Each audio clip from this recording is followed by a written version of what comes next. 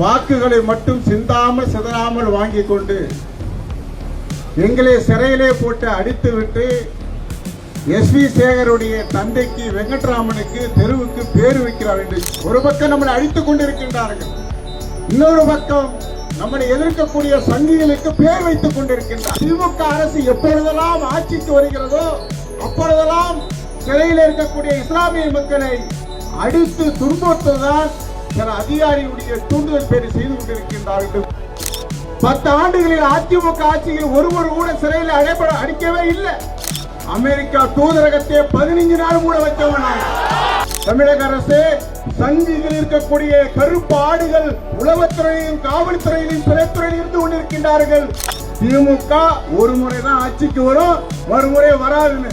இந்த ஓட்டு வங்கி நீங்க இழந்துட்டீங்கன்னா நடு ரோட்ல நிப்பீங்க. உங்களுடைய கனவு இந்த பணிக்கார்